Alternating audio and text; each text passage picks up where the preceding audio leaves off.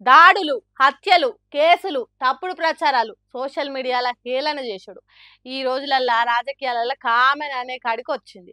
అధికారంలో ఎవ్వలుంటే వాళ్ళు చెప్పిందే వేదం అన్నట్టు నడుస్తున్నదట. పోలీసులు ఎసొంటి కేసు పెట్టమంటే అట్లాంటివి పెడుతున్నారట. అసొంటి కేసులు ఆంధ్రాలనైతే ఇంకింత ఎక్కువ నడుస్తున్నాయట. హాగో గదే ముచ్చట చెప్తున్నాడు మాజీ సీఎం జగను. అదేందో ఇనుండ్రి. కొన్ని రోజులు ఏలుగు, ఇంకొన్ని రోజులు చీకటి. ఏలుగున్నప్పుడు ఎగిరెగిరి పడొద్దు, చీకటి ఉన్నప్పుడు చితికిపోవద్దు.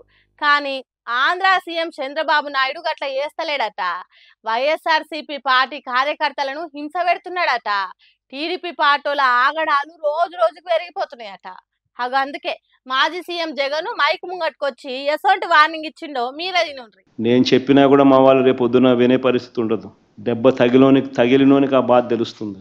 చంద్రబాబు ఇప్పుడైనా మేలుకో, తప్పు తెలుసుకో, తప్పుడు సాంప్రదాయాన్ని సరిదిద్దుకో.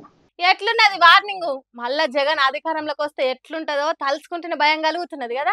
మీ ఇష్టం, మీరు దాడులు, హత్యలు, కేసులు, తప్పుడు ప్రచారాలు చేసే సాంప్రదాయం ఆపకుంటే వైఎస్ఆర్సీపీ అధికారంలోకి వచ్చినాక మా వాళ్ళని అప్పుడు మాత్రం నాతోని కాదు. అప్పుడు మీరు ఎంత మొత్తుకున్నా లాభం ఉండదు. నేను చెప్పినా వాళ్ళు వినరు. ఇప్పటికైనా మేల్కొండ్రి. దెబ్బ తాకినోని కోపము చిన్నగుండది. ఒక్కసారి మేము అధికారంలోకి వస్తే చిన్న కథ ఉండదని ఏళ్ళు చూపించుకుంటా హెచ్చరించిండు చంద్రబాబును. అధికారంలో లేనప్పుడే జగన్ గిట్లా అన్నాడంటే ఒకవేళ కుర్చీ ఎక్కితే ఇంకెట్లుండాలి? ఇట్లా మాట్లాడుకుంటేనే చంద్రబాబు చేస్తున్న పనుల మీద కూడా పంచలేసిండు. ఎవరు మహానటులు? దానవీర సూరకర్ణ కన్నా గొప్పగా యాక్టింగ్ చేస్తా ఉన్నాడు చంద్రబాబు నాయుడు. ఎన్టీఆర్ ఎక్కడికి వెళ్ళిపోవాలి, చంద్రబాబు నాయుడు గారు లైవ్ యాక్షన్ ముందు.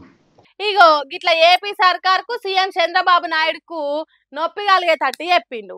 అన్నేమో గాని మా ఓళ్ళు నేను చెప్పినా ఇనరానుడు మాత్రం బుసగొట్టే గిత్తల పగ్గాలు ఇడిచినట్టే ఉంటది అన్నట్టు చెప్పిండు. మరి ఏడదాకా పోతుందేమో ఈ కథ.